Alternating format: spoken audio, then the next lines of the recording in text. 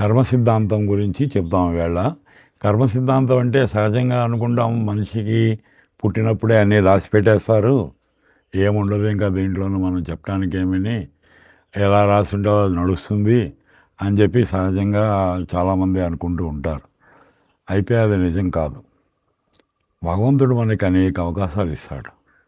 ఈ షోడశ కర్మలు అని అంతకుముందు వీడియోలో చెప్పాను నేను. ఈ షోడశ కర్మలు అంటే 16 కర్మలు. అంటే వాడు పుట్టినప్పటి నుంచి పోయేదాకా 16 రకాల కర్మలు. అందులో అన్నీ ఉంటాయి.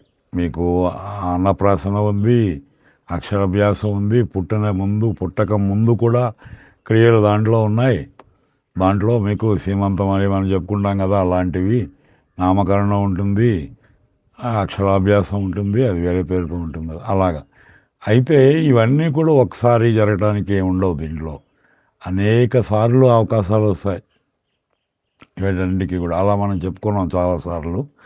అయితే ప్రతి మనిషికి కూడా చాలామంది చెప్తారు కదా, గురువు ఎవరు, గురువు కావాలి నాకు అట్లాగా అని చెప్పేసి. ఈ గురువు గురించి ఎవరైనా సరిగ్గా చెప్పాను నేను ఒకసారి. గురువు అనేటప్పటికీ వీడు చిన్నప్పటి నుంచి ఆధారపడిన తండ్రి కొంత వయసు వచ్చేటప్పటికి వీడి మీద ఆధారపడతాడు. అలాగే తల్లి ఏదైనా మంచి చెడ్డలు ఏదైనా చెప్పే తల్లి ఇక వీడికి కొంచెం పెద్దడయ్యేటప్పటికి వదిలేస్తుంది. ఆవిడ కూడా వీడి మీద ఆధారపడుతుంది. వీడు చెప్పినట్టు వినటానికి ఉంటారు సహజంగా కుటుంబ పరిస్థితి అది. అయితే వీడికి చెప్పేవాడు ఎవడు సరిగ్గా కనపడాడు. సరే ఇంకా భార్య ఇంట్లో పోరు పెట్టేసింది, అది వేరు. అవన్నీ ఒక రెగ్యులేటెడ్గా ఉండవు. అంటే ఏంటంటే వీడికి అవసరమైన సలహాలు ఏమి రావు అక్కడి నుంచి. తనకేదో అవసరమో చెప్తుంటుంది, బాగుండాలనుకుంటుంది, కుటుంబం బాగుండాలనుకుంటుంది, ఎవరికి ఏం పెట్టకూడదు, అన్నీ మనకే ఉండాలి, అంతా ఎక్కువ సంపాదించాలి అన్నట్టు ఉంటుంది. అది స్త్రీ సహజ గుణం అదంతా. ఇది కొంతదాకా అయితే మిగిలింది ఏమవుతుందంటే ఇక్కడ వాడు దేవుడు గురువు ఎవరన్నా మంచి చెప్పేవాడు ఉన్నాడా అనే వెతుకులాటలో గురువు అవసరం వస్తుంది వాడికి. ఇంకొకటి ఏంటంటే దేవుడు ఎప్పుడు కూడా దైవానాం మనుష్య రూపేణ అని దేవుడు ఎప్పుడు మనుషుల రూపంలో సహాయం చేస్తాడు కూడా. అలా వీడి పుణ్యఫలమో ఇంకొకటో ఆ అవకాశం బట్టి వీడు చేసే కర్మలు బట్టి వస్తాయి అన్నీ. అయితే వీటిలన్నిటికన్నా ముందు నుంచి ఎప్పుడు నేను చెప్పే మాట ఒకటే, గృహస్థికి ఏం కావాలి అవి చూడాలి. గృహస్థికి ఏం కావాలి, కుటుంబం చక్కగా జరగాలి, ఏదో ఒక ఇల్లు గొడవ కొద్దిగా భూమి ఆస్తి ఇవన్నీ ఏర్పరచుకోవాలని ఒక మామూలు కళలు ఇవన్నీ కూడా. అవి చేరడం ఎట్లాగా అన్న దాంట్లో వచ్చేటప్పటికి వెంటనే కనబడేది లక్ష్మీదేవి, లక్ష్మీ పూజ, స్తోత్రాలు ఇవన్నిటి వెనకాల ఉంటాడు. అయితే కర్మ నీకు ఇలా రాసిపెట్టి లేదు. ఫస్ట్ నేను చెప్పినట్టు నువ్వు జస్ట్ ఒక ఆటగాడివి, జీవితమే ఒక నాటకరంగం అని చెప్తుంటారు కదా సమాజం అంతా అని ఆయన కూడా చెప్పారు. ఎవరో అన్నమయ్య కూడా ఆ విషయం బాగా ప్రస్తావించారు. పాటలు కూడా ఉన్నాయి దాని మీద. చాలామంది తత్వజ్ఞానులు అందరూ చెప్తారు. ఈ తత్వజ్ఞానాల దగ్గర వచ్చే విషయం ఆదిశంకరాచార్యులతో కలిపి నిన్ను నువ్వు తెలుసుకో, ఇదంతా మిథ్య, ఇవన్నీ గ్రోస్ షూట్ అవ్వవు. నేను కౌలాచార్యుడిని కదా, కౌలం వాళ్ళు దాన్ని ఒప్పుకోరు. దాన్ని నిన్ను నువ్వు తెలుసుకో, తత్వం తెలుసుకో, ఇవన్నీ అక్కర్లేదు, అనవసరం. గృహస్థికి బాగా బతకాలి, దానికి ఏమంటే చెప్పు అంతే, అంతకుమించి ఇంకో మాటతో అనవసరం అండి అంటాం మేమైతే మట్టుకు.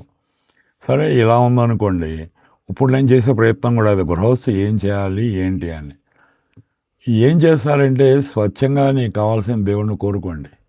మీకు అర్థం కానీ దేవుడికి కూడా అర్థం కాకుండా పోతాయి మీరు చదివితే అలాంటివన్నీ. వాటిని మానేయండి. ఉన్న విషయం క్లియర్గా చెప్పండి. ఇవి కావాలనండి, బహు తక్కువసేపు చేయండి పూజలు పునస్కారాలు. మీ పనులు మీరు పూర్తిగా సంపూర్ణంగా చేయండి. పని మానేసి పనులు ఉండకండి. అలాగే దృష్టి భార్య మీద, పిల్లల మీద, పెద్దల మీద, అంటే మీ తల్లిదండ్రులు వాళ్ళ మీద, వీళ్ళ మీద పెట్టండి. పని మీద పెట్టండి. దేవుడు మీ వెనకాల ఉంటాడు. ఇది మానేసి దేవుడు వెనకాల మీరు పట్టాక మీరు సిద్ధులు, యోగులు, సన్యాసులు, ఏం పరిచయించిన వాళ్ళు కాదు. మీకు ఒక వయసు ఉంది, అది 50 సంవత్సరాల నుంచి 60 సంవత్సరాల మధ్యలో వానప్రస్థము అని చెప్తారు. అన్నీ వదిలేసి ఇక దేవుడు నువ్వు దాని మీద ఉండండి బాబు అని చెప్పారు. అది ఉంది, మీకు ఉంది, అది గృహస్థుడికి ఉంది, అది ఒక విషయం. అలాగే ఒక సిద్ధి పొందాలంటే గృహస్థుగా మట్టుకే కుదురుతుందని సప్త ఋషులకి భార్యలు ఉన్నారు. మీరు నేను ఇంకొకడు సప్త ఋషులకి ఉన్నారు భార్యలు. భార్య లేకుండా ఋషులు లేరు, అయ్యం చేసే వాళ్ళు లేరు. మీరు మీ దారిని మీరు చేస్తే సప్త ఋషి అంత గొప్పవాడు కాకపోయినా ఋషులైతే అవుతారు. ఎవడు వాడు పని చేశాడో వాడు ఋషి అంతే. ఇంకా మీకు వాడిని దేవుడు కొరడిస్తాడు. ఇలాగా భక్తి ఉంచండి, దైవాన్ని ప్రార్థించండి, చక్కటి దారిలో నడవండి. మంచి నడవడిక మట్టుకే మీ కర్మను సరిచేయగలదు కూడా. భగవంతుడు మీకోసం ఒకళ్ళని పంపుతాడు. అప్పుడు మీరు అది మానేసి చెడగొట్టుకుని మీరు ఆట చెడగొట్టుకుంటే ఎవరు చేస్తారు? మంచి కోచింగ్ ఇచ్చి పంపిస్తారు, ఆట మీరే చెడగొట్టేసుకుంటారు. దానికి ఎవడన్నా బాధ్యత ఉంటాడా? ఉండడు. ఏ గురువు సరి చేయగలడు? గురువు మార్గం చూపిస్తాడు, నడిచి రాడు. ఇదిగో ఇలాగైతే విజయవాడ వస్తుందా అంటాడు. ఈయన ఇక్కడే ఉంటాడు, విజయవాడ నువ్వు వెళ్ళాలి. అలా గురువు మార్గం అంటూ చూపిస్తాడు. అలా ఇప్పుడు గురుతత్వం అంతా కూడా అంత ఇదిగా లేదని నా భావన. అలాగా మంచి గురువు ఉంటాడు, లేకుండా గురువులు లేకుండా ఉండరు కదా. ప్రపంచం నిలబడదు గురువు లేకపోతే. అలా అందరూ ధనార్జన మీద గురువులే ఎక్కువైపోయారు ఈ మధ్య, నా అభిప్రాయం. సుమా ఇది ఇంకొకళ్ళ అభిప్రాయం శాస్త్రబద్ధంగా చెప్పే మాట కాదు.